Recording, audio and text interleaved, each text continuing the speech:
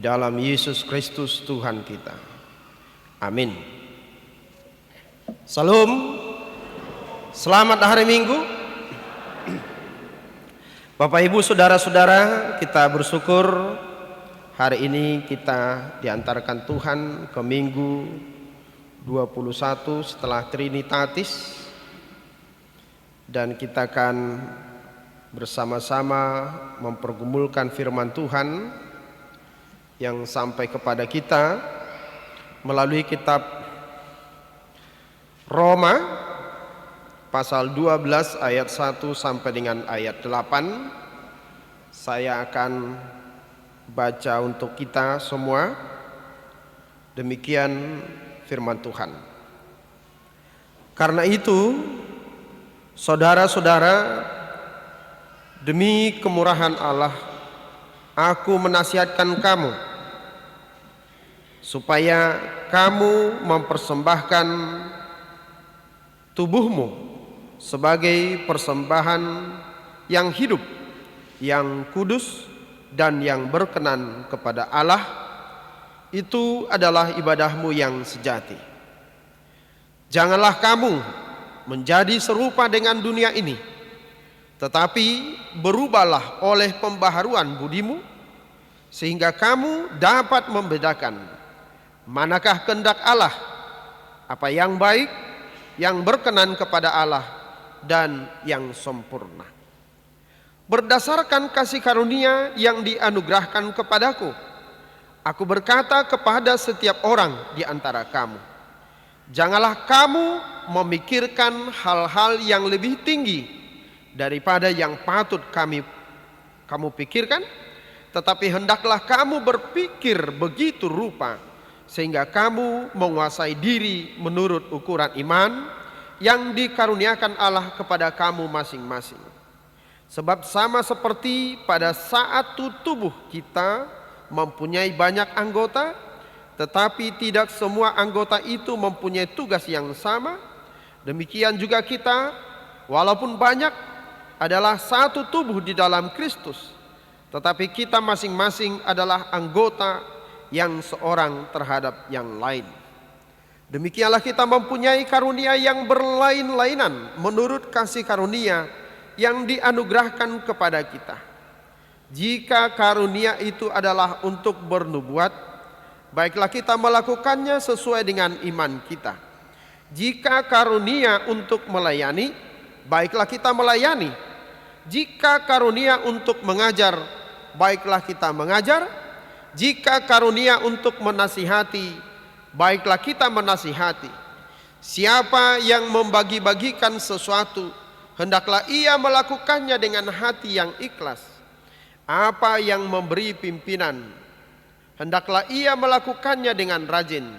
Siapa yang menunjukkan kemurahan, hendaklah ia melakukannya dengan sukacita. Demikian pembacaan firman Tuhan.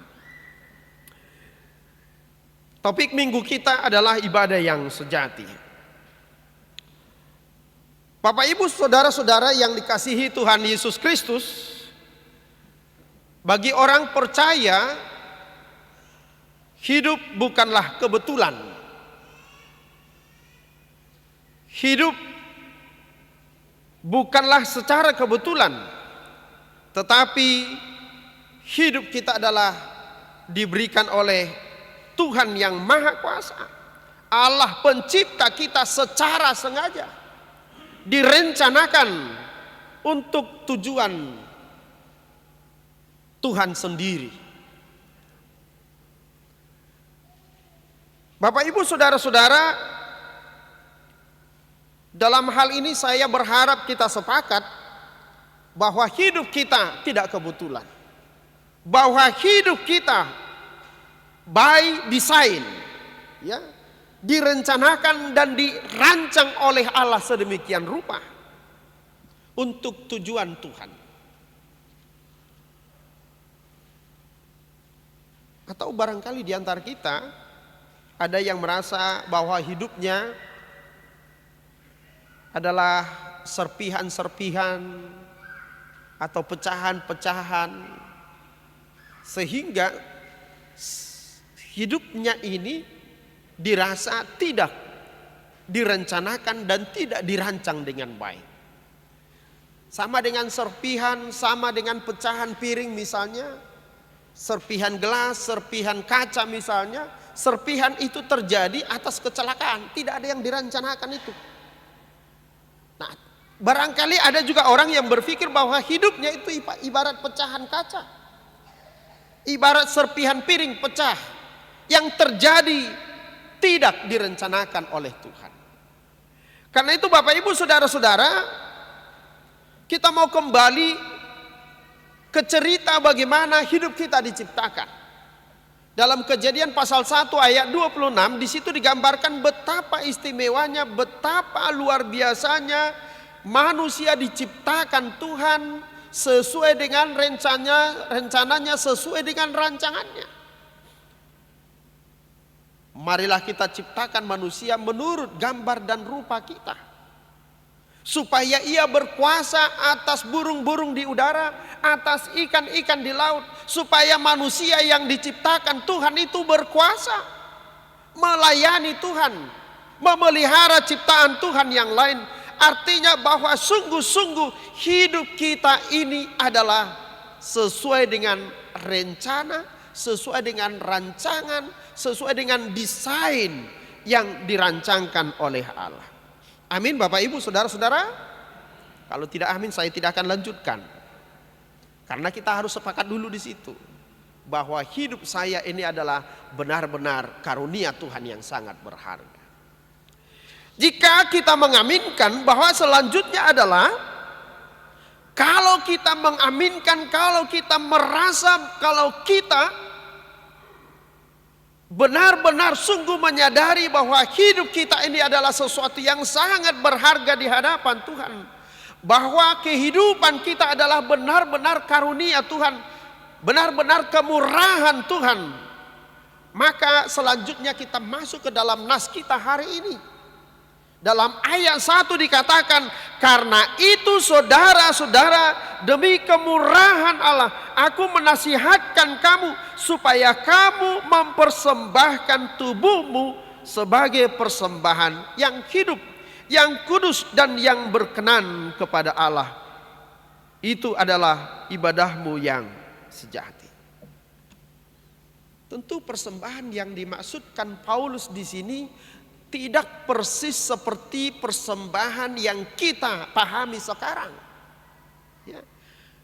Kalau Rasul Paulus mengatakan persembahkanlah tubuhmu sebagai persembahan yang kudus, yang berkenan kepada Allah.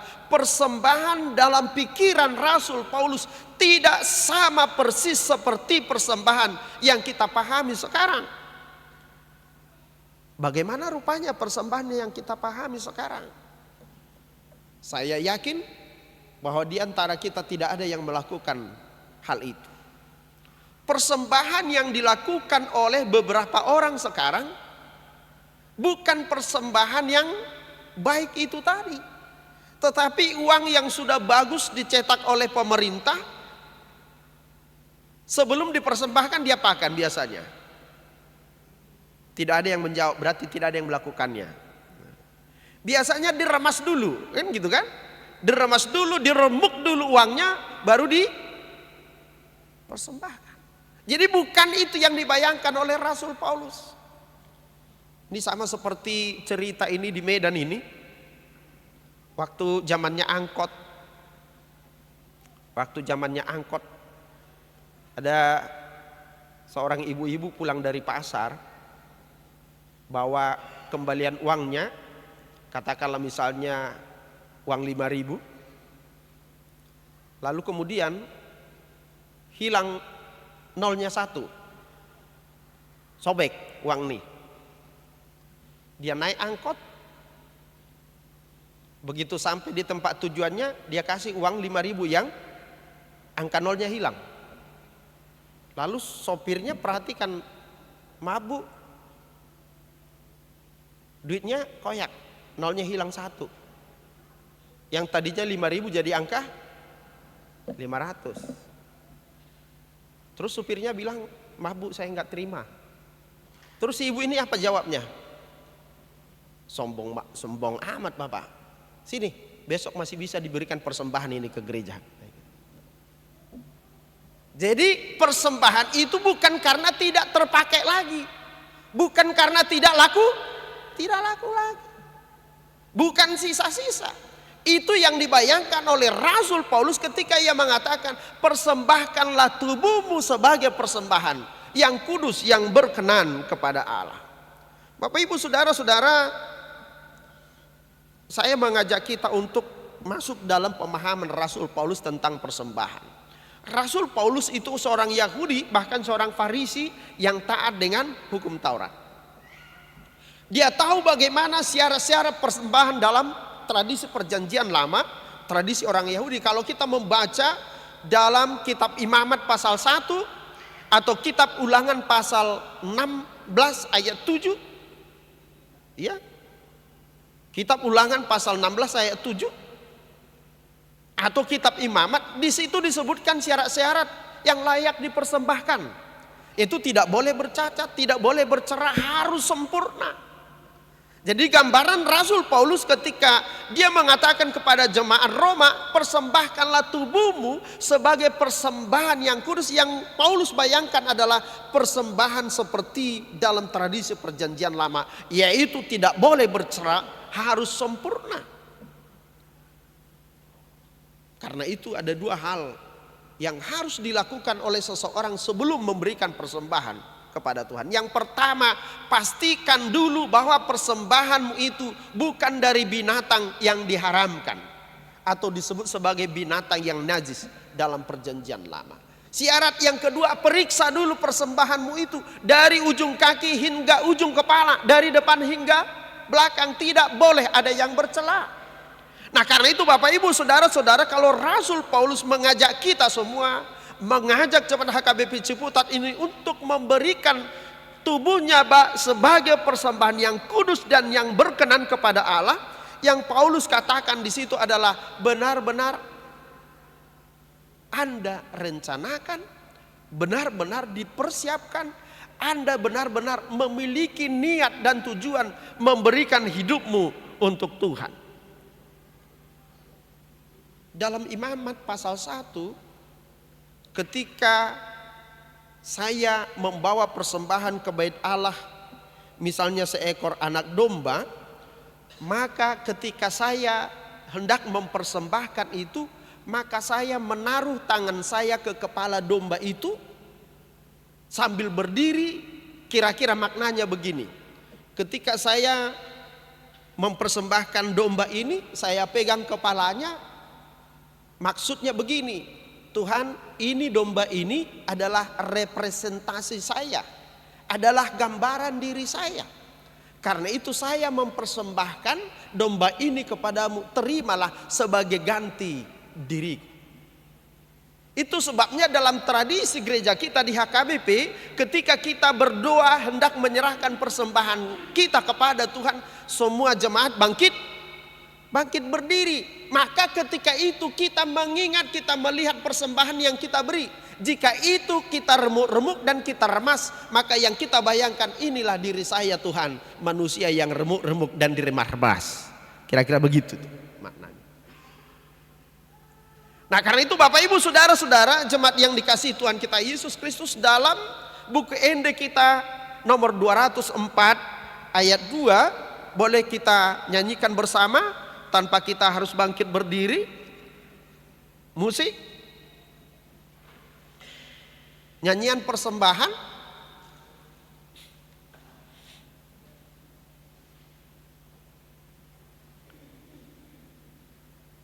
204, nyanyian persembahan.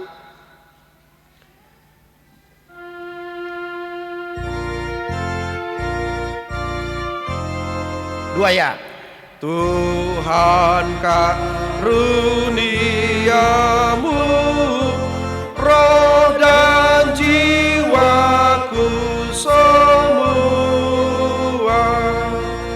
nyawa juga hidupku, harta milikku semua,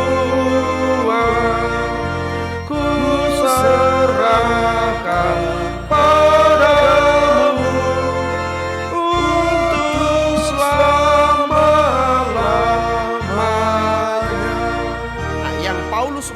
ketulusan adalah ini.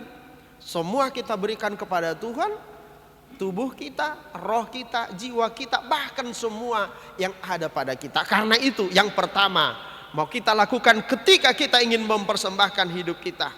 Yang pertama, koreksi dulu diri kita, koreksi hidup kita, supaya tubuh yang ingin kita persembahkan, hidup yang ingin kita persembahkan, jangan lagi menurut standar-standar dunia. Karena itu dikatakan, dan janganlah kamu menjadi serupa dengan dunia ini. Janganlah memiliki cara berpikir dengan standar dunia. Janganlah memiliki keinginan standar dunia. Jangan memiliki hawa nafsu, ya, selera ambisi seperti standar dunia. Tetapi berubahlah oleh pembaharuan budimu. Artinya di situ Bapak Ibu Saudara-saudara, yang Tuhan inginkan daripada kita bukan ketidakcacatan, ketidakcelaan secara jasmani, ya, bukan ketidaksempurnaan secara jasmani, bukan itu yang diinginkan oleh Tuhan.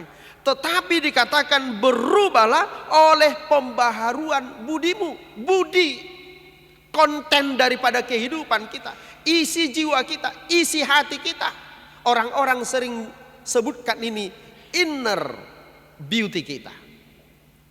Jadi sekalipun fisik kita tidak sempurna, sekalipun tubuh kita ada yang bercela, ada yang kurang, hidup kita ada yang kurang, tetapi yang Tuhan inginkan daripada kita adalah kebaharuan budi kita setiap hari, kebaharuan akal budi kita setiap hari, kebaharuan pikiran kita, kebaharuan hati kita, kebaharuan keinginan kita, kebaharuan selera kita, untuk menjadi persembahan yang kudus. Rasul Paulus menggunakan kata yang mungkin sering kita dengarkan, yaitu metamorfoste. Metamorfoste itu adalah perubahan dari kepompong menjadi kupu-kupu. Jadi ketika kepompong itu sudah menjadi kupu-kupu atau ulat itu menjadi kupu-kupu, maka ulat itu tidak akan terlihat lagi dalam kupu-kupu, dalam diri kupu-kupu yang indah itu. Jadi perubahan yang begitu yang Rasul Paulus inginkan, atau Tuhan yang inginkan daripada kita. Sekalipun latar belakang kita, hidup kita penuh dengan dosa, tetapi perubahan oleh karena Roh Kudus yang ada di dalam diri kita membuat hidup kita semakin seturut dengan keinginan dan kehendak Tuhan. Nah, karena itu dikatakan persembahan hidup kita itu adalah ibadah kita yang sejati. Sekarang yang jadi pertanyaan, bagaimanakah ibadah yang sejati itu? Bagaimanakah ibadah yang sejati itu? Ibadah yang sejati dalam terjemahan bahasa asli bahasa Yunani itu dikatakan latreia, ya, latreia logikon. Latreia itu adalah seperti liturgis.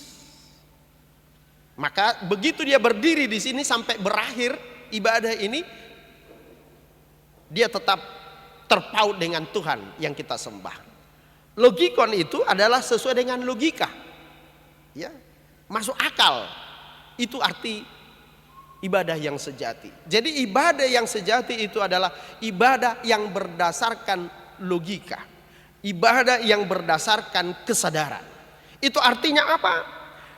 Yang Tuhan inginkan daripada kita menurut Rasul Paulus adalah supaya setiap gerak kehidupan kita, dalam kesadaran kita memberikan itu sebagai persembahan kepada Tuhan.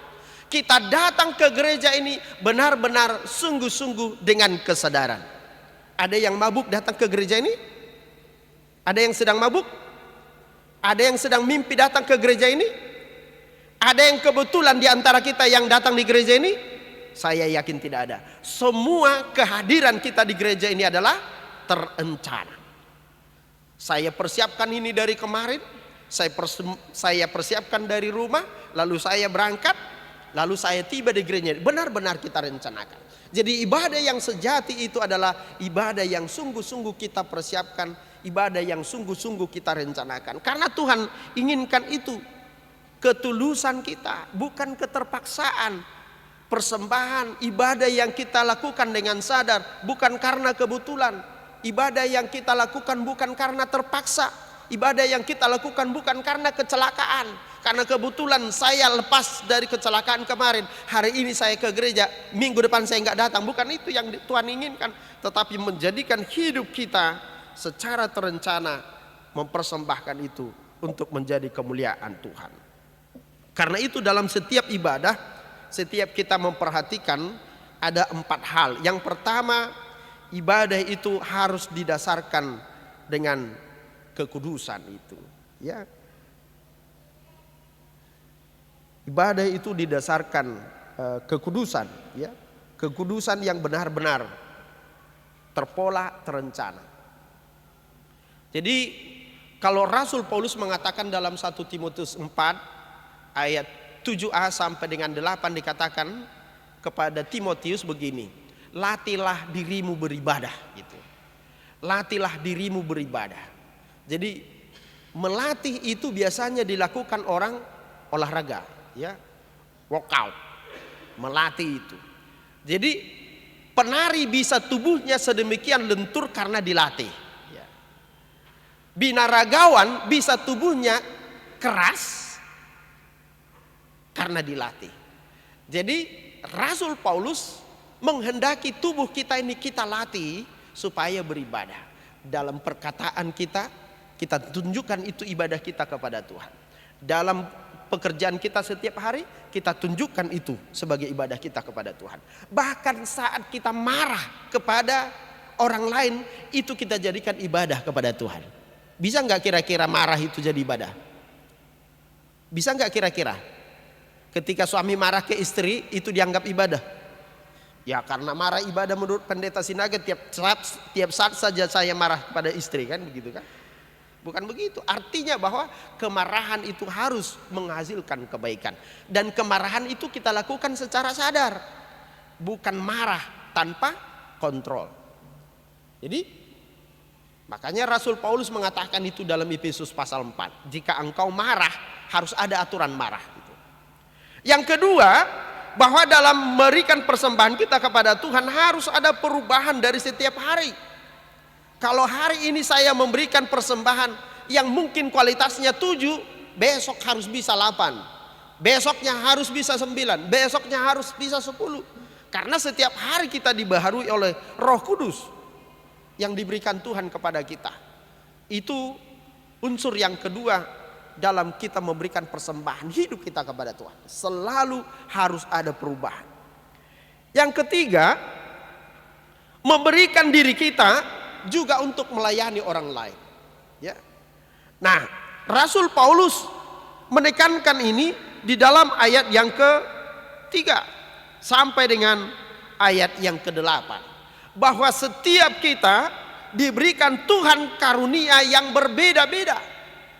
Ada yang menerima 2, ada yang menerima 5, ada yang menerima 10. Semua kita menerima karunia yang berbeda-beda dari Tuhan. Karena itu bagaimana kita caranya memberikan hidup kita melayani Tuhan adalah dengan cara melayani orang lain. Apa yang bisa kita lakukan kepada orang lain, itulah cara kita memberikan kepada Tuhan. Karena itu dikatakan dalam 1 Yohanes pasal 4 ayat 20, jika ada seorang yang berkata bahwa ia mengasihi Allah tetapi ia membenci saudaranya, ia adalah pendusta. Sebab bagaimana seseorang bisa mengasihi Allah yang tidak dilihatnya, tetapi saudaranya yang dia lihatnya tidak dikasihi. Jadi memberikan hidup kita menjadi persembahan kepada Tuhan. Yang ketiga adalah dengan cara memberikan apapun yang kita miliki.